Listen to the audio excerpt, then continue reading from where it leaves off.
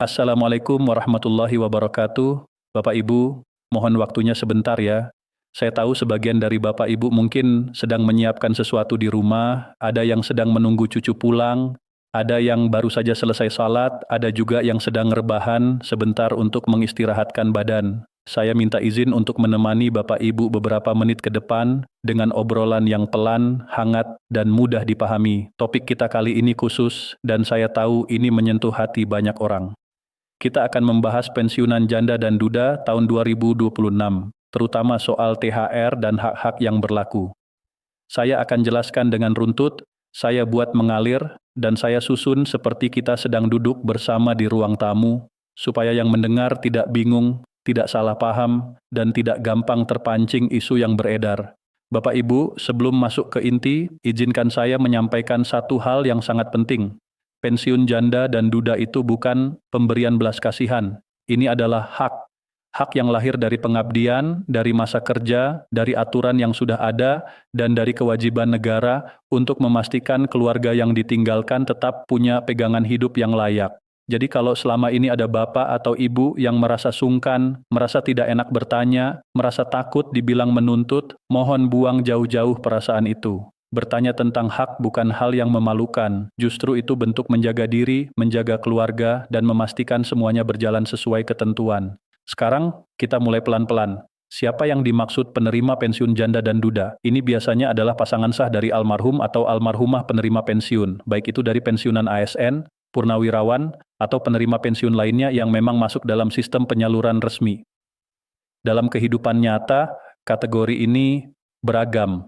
Ada yang suaminya dulu pegawai negeri, ada yang istrinya dulu bekerja dan menjadi peserta pensiun, ada yang pasangannya purnawirawan, dan ada juga yang statusnya berubah karena peralihan hak setelah pasangan wafat.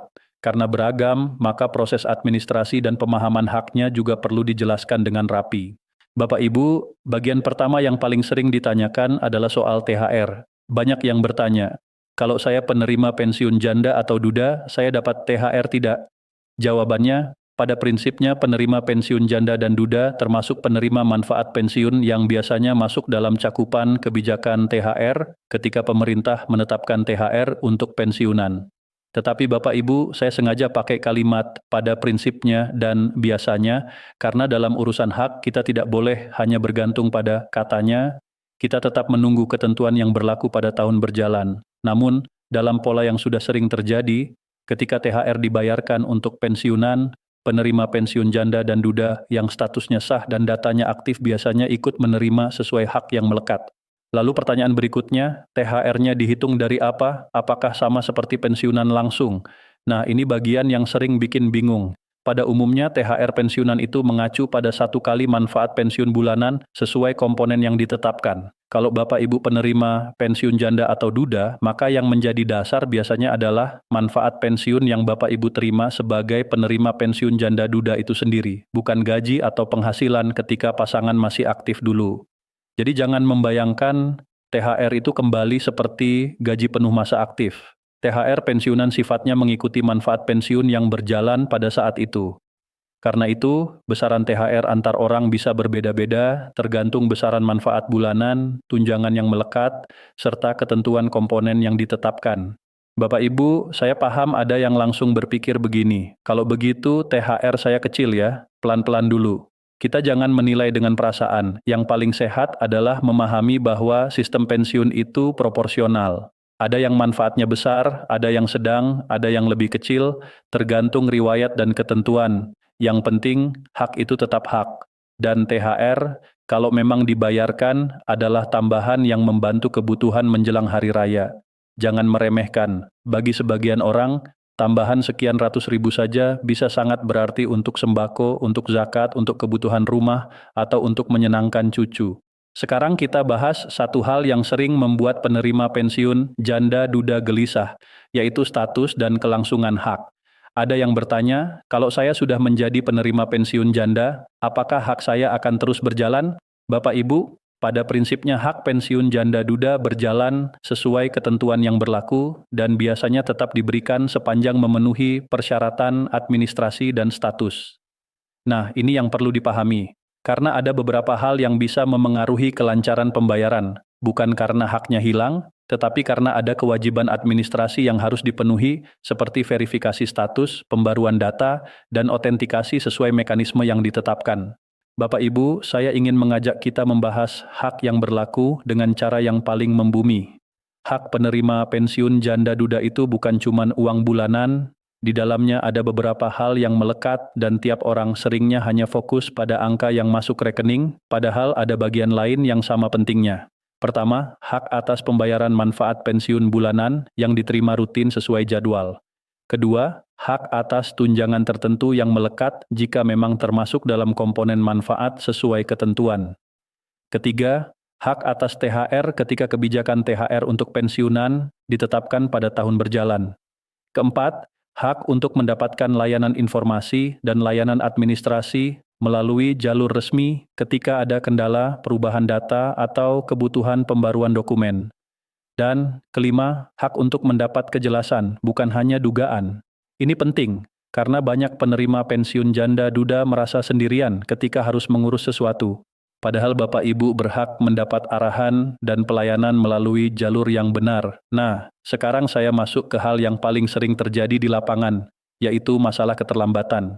Banyak yang panik ketika gaji pensiun atau THR tidak masuk di waktu yang diharapkan. Saya ingin menenangkan dulu, tidak semua keterlambatan berarti hak hilang. Seringnya keterlambatan itu karena hal-hal teknis, perbedaan jam pemrosesan bank, sistem yang sedang padat, perbedaan mitra bayar, atau ada tahap verifikasi yang belum selesai. Tetapi ada juga keterlambatan yang terjadi karena hal yang bisa kita cegah sejak awal, yaitu masalah data dan otentikasi. Bapak Ibu, untuk penerima pensiun janda, duda, data itu sangat sensitif. Kenapa? Karena haknya adalah peralihan dari pasangan. Dalam sistem, status Bapak Ibu harus tercatat jelas. Nama harus sesuai, NIK harus sesuai, hubungan status harus sesuai, rekening harus sesuai, dan dokumen pendukung harus sesuai. Kalau ada perubahan kecil saja, misalnya Bapak Ibu ganti rekening, ganti buku tabungan, pindah alamat, atau ada perbedaan penulisan nama, sistem bisa memerlukan verifikasi tambahan. Dan verifikasi tambahan ini bisa memakan waktu, terutama jika dilakukan mendekati jadwal pencairan massal seperti THR. Karena itu saya selalu menyarankan begini Bapak Ibu, jangan menunggu sampai ada masalah baru bergerak. Kalau Bapak Ibu merasa ada data yang perlu dibenahi, lakukan lebih awal. Kalau Bapak Ibu merasa rekening sudah lama tidak dipakai selain untuk menerima pensiun, lakukan transaksi kecil sesekali supaya rekening tetap aktif. Jangan sampai rekening dianggap pasif. Kalau Bapak Ibu mendapatkan informasi bahwa perlu ada otentikasi, jangan ditunda. Minta bantuan anak atau cucu kalau perlu. Ini bukan soal bisa atau tidak bisa teknologi, ini soal hak yang harus tetap lancar. Sekarang kita kembali ke THR, karena itu yang paling ditunggu. Bapak Ibu banyak yang bertanya kapan THR cair. Saya akan jelaskan dengan cara yang paling tenang. THR itu mengikuti kebijakan tahun berjalan. Biasanya pemerintah mengumumkan kebijakan THR mendekati masa penyaluran, jadi wajar kalau di awal-awal orang banyak spekulasi. Tetapi yang perlu Bapak Ibu pahami, pencairan THR itu jarang serentak dalam 1 detik untuk semua penerima. Ada proses bertahap, ada yang masuk lebih dulu, ada yang menyusul. Ada yang banknya cepat memproses, ada yang menampilkan saldo belakangan, ada yang status verifikasinya rapi, ada yang butuh pembaruan. Ini semua membuat pengalaman tiap orang berbeda. Jadi kalau tetangga bilang saya sudah masuk, sementara Bapak Ibu belum, jangan langsung panik. Cek dulu dengan tenang, pastikan data aman, dan tunggu beberapa waktu sesuai prosedur. Bapak Ibu, saya ingin menyentuh satu hal yang sering jadi luka kecil di hati penerima pensiun janda duda, yaitu rasa takut dianggap tidak berhak. Ada yang berkata, saya ini kan cuma penerima janda, takutnya nanti dipersulit. Bapak Ibu, tidak, hak tetap hak. Negara punya aturan. Selama status Bapak Ibu sah dan tercatat sesuai ketentuan, hak itu dilindungi. Yang sering membuat orang kesulitan, bukan karena dipersulit tetapi karena informasi yang tidak jelas, atau karena ada pihak yang mengambil keuntungan. Nah, di sini saya ingin menekankan, jangan pernah percaya orang yang menawarkan bisa mengurus cepat dengan bayaran. Jangan pernah memberikan PIN, password, atau OTP kepada siapapun. Menjelang THR, penipuan itu naik, mereka memanfaatkan rasa cemas, memanfaatkan keterbatasan teknologi, dan memanfaatkan harapan. Mereka bisa menyamar jadi petugas, bisa mengirim link, bisa minta data. Tolong Bapak Ibu, jangan Sekarang saya akan jelaskan bagian penjelasan paling lengkap dengan struktur yang enak didengar, tetapi tetap tanpa membuat kepala pusing. Kita bagi menjadi beberapa alur cerita, bukan heading ya, tapi alur saja. Alur pertama, memastikan status penerima pensiun janda duda aktif. Apa tandanya aktif? Tanda paling sederhana adalah manfaat bulanan rutin masuk. Tetapi aktif juga berarti tidak ada catatan masalah di data. Kalau Bapak Ibu pernah diminta melakukan pembaruan data atau otentikasi, lakukan. Kalau Bapak Ibu baru beralih status dari pensiunan utama ke janda duda, pastikan proses peralihannya sudah selesai secara resmi, karena ada orang yang merasa sudah mengurus, padahal ada dokumen yang belum lengkap. Akibatnya pembayaran bisa tertahan sementara. Alur kedua, memahami komponen yang biasanya melekat pada manfaat pensiun. Bapak Ibu, setiap penerima punya rincian masing-masing. Ada manfaat pokok yang menjadi inti, lalu ada tunjangan keluarga jika sesuai ketentuan, ada tunjangan pangan sesuai ketentuan, dan beberapa komponen lain bisa ada atau tidak tergantung aturan. Saya tidak ingin menyebut angka yang membuat Bapak Ibu membandingkan karena tiap kasus berbeda, tetapi saya ingin Bapak Ibu tahu bahwa perbedaan nominal itu wajar. Jangan jadikan perbedaan nominal sebagai ukuran benar atau salah. Ukurannya adalah sesuai atau tidak dengan hak Bapak Ibu berdasarkan data dan ketentuan. Alur ketiga, bagaimana THR biasanya dihitung untuk pensiunan dan penerima janda duda. Dalam pola yang sering terjadi, THR pensiunan mengacu pada satu kali manfaat bulanan sesuai komponen yang ditetapkan. Artinya, kalau manfaat bulanan Bapak Ibu sekian, THR mengacu pada manfaat itu sesuai aturan. Ada tahun-tahun tertentu komponen yang dihitung lebih lengkap, ada yang lebih terbatas, tergantung kebijakan. Karena itu jangan langsung menyimpulkan THR pasti sama persis dengan bulan biasa atau pasti berbeda sebelum ada ketentuan resmi tahun berjalan. Tetapi logikanya, THR itu mengikuti manfaat pensiun yang diterima sebagai dasar. Alur keempat, hak lain yang sering ditanya selain THR. Ada yang bertanya tentang gaji ke-13, ada yang bertanya tentang bantuan lain, ada yang bertanya tentang kemungkinan penyesuaian manfaat atau hal-hal yang viral. Bapak Ibu, saya ingin memberi pegangan yang sederhana. THR dan gaji ke-13 itu dua hal berbeda, waktu berbeda, kebijakan berbeda, jangan dicampur. Lalu soal penyesuaian atau rapel, itu juga beda lagi. Jangan sampai Bapak Ibu menggabungkan semuanya menjadi satu paket harapan yang besar, lalu ketika tidak sesuai hati menjadi kecewa. Yang sehat adalah memisahkan. Mana yang sudah jelas jalurnya, mana yang masih proses. Alur kelima, hal-hal yang bisa membuat hak terhambat, ini penting. Pertama, rekening bermasalah, rekening pasif, rekening berubah, atau data rekening tidak sinkron. Kedua, data kependudukan tidak rapi, NIK, nama, tanggal, lahir berbeda. Ketiga, otentikasi atau verifikasi belum dilakukan. Keempat, perubahan status penerima yang belum diperbarui. Kelima, kesalahan karena mengikuti link atau instruksi yang tidak resmi sehingga data bocor atau akun dibajak. Semua ini bisa membuat proses menjadi rumit. Dan yang paling menyedihkan, yang rugi adalah Bapak Ibu sendiri. Maka lebih baik dicegah. Bapak Ibu, saya ingin membahas satu situasi yang sering terjadi dan jarang dibicarakan dengan halus, yaitu ketika penerima pensiun janda duda harus beradaptasi dengan perubahan hidup. Banyak yang dulunya suami yang mengurus administrasi, istri yang tinggal menerima. Ketika suami tiada, istri harus mengurus. Ada juga sebaliknya. Dan di titik itu, banyak yang merasa takut, bingung, dan lelah. Saya ingin mengatakan Bapak Ibu tidak sendirian, banyak yang mengalami, tidak apa-apa kalau merasa bingung. Tetapi, jangan berhenti di bingung. Minta bantuan keluarga. Kalau tidak ada, cari bantuan di jalur resmi. Jangan mencari jalan pintas yang rawan penipuan. Sekarang Bapak Ibu saya akan jelaskan cara aman untuk memantau THR dan hak lainnya tanpa membuat Bapak Ibu stres. Pertama, jadwalkan cek saldo dengan wajar. Misalnya cek sekali pagi, sekali sore. Jangan setiap jam. Karena kalau tiap jam yang terjadi bukan menambah informasi tetapi menambah cemas. Kedua, gunakan cara cek yang aman, aplikasi resmi bank atau layanan resmi yang memang disediakan. Jangan klik link dari pesan yang tidak jelas. Ketiga, simpan bukti mutasi atau catat tanggal ketika dana masuk. Supaya kalau ada kendala, Bapak Ibu punya pegangan. Keempat, kalau ada masalah, jangan curhatnya hanya di grup. Curhat boleh, tetapi penyelesaiannya harus lewat jalur resmi.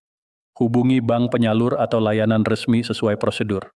Bapak Ibu, saya juga ingin menyentuh soal potongan karena banyak yang takut. Ada yang bilang THR dipotong besar, ada yang bilang tidak utuh, ada yang bilang ada biaya. Di sini saya minta Bapak Ibu berhenti sejenak. Tolong jangan langsung percaya narasi potongan yang membuat panik. Dalam urusan kebijakan, potongan dan pajak biasanya diatur jelas. Tetapi karena ketentuan bisa berbeda tiap tahun, kita tetap menunggu ketentuan yang berlaku tahun ini. Yang penting, Bapak Ibu jangan pernah membayar biaya kepada pihak tidak resmi. Kalau ada orang bilang, THR bisa cair tapi harus bayar admin, itu patut dicurigai. Hak resmi tidak meminta biaya seperti itu. Sekarang saya akan masuk ke bagian yang sering ditanya penerima pensiun janda duda. Kalau saya menikah lagi, bagaimana haknya? Bapak Ibu, ini pertanyaan sensitif dan tiap orang punya situasi. Saya tidak akan menghakimi. Yang saya tekankan adalah dalam sistem hak ada ketentuan. Jadi kalau ada perubahan status, jangan disembunyikan, jangan ditutup-tutupi, dan jangan mengambil keputusan berdasarkan rumor. Yang paling aman adalah konsultasi melalui jalur resmi sesuai ketentuan yang berlaku. Karena kalau status berubah dan tidak dilaporkan, bisa menimbulkan masalah administrasi di kemudian hari. Saya tidak ingin Bapak Ibu hidup dalam cemas, lebih baik jelas sejak awal. Bapak Ibu, sekarang saya ingin menguatkan suasana. Di momen menjelang THR atau momen hak-hak dibicarakan, yang paling penting sebenarnya bukan sekadar nominal. Yang paling penting adalah ketenangan, karena uang bisa habis, tetapi ketenangan menjaga kesehatan, menjaga hubungan keluarga, dan menjaga ibadah kita. Jadi ketika Bapak Ibu menerima THR nanti, gunakan dengan bijak. Dahulukan kebutuhan pokok, sisihkan untuk kewajiban, kalau bisa sedekah, sedekah. Kalau bisa bantu cucu, bantu sesuai kemampuan, jangan memaksakan. Lebaran itu sebentar, tetapi hidup setelah lebaran panjang. Jadi jangan sampai THR jadi sumber penyesalan karena belanja berlebihan. Bapak Ibu, saya juga ingin mengajak Bapak Ibu untuk menyiapkan mental menghadapi ramainya informasi. Ketika menjelang THR, media sosial ramai. Ada judul-judul yang bombastis. Ada yang seolah-olah pasti, ada yang menakut-nakuti, ada juga yang membuat orang merasa kalau tidak cepat nanti rugi. Tolong Bapak Ibu, jangan terpancing. Informasi yang benar itu biasanya tenang. Informasi yang benar bisa dicek, informasi yang benar tidak memaksa. Kalau ada konten yang membuat Bapak Ibu panik, itu tanda Bapak Ibu harus berhenti dulu, tarik napas, dan kembali ke pegangan jalur resmi. Sekarang saya ingin menambahkan satu bagian yang jarang dibahas. Bagaimana cara menjaga dokumen penting untuk penerima pensiun janda duda? Bapak Ibu, simpan dokumen yang berkaitan dengan pensiun di satu tempat yang aman. Jangan bercampur dengan barang lain. Kalau perlu, buat map khusus. Simpan identitas, dokumen pendukung, dan catatan penting. Kalau ada layanan digital yang perlu diakses, simpan informasi akun dengan aman, jangan ditulis sembarangan. Dan kalau Bapak Ibu dibantu anak atau cucu, pastikan mereka juga memahami bahwa data ini sensitif. Jangan dibagikan ke orang lain. Bapak Ibu, kita sudah membahas banyak hal, tetapi saya ingin memastikan semuanya terasa utuh.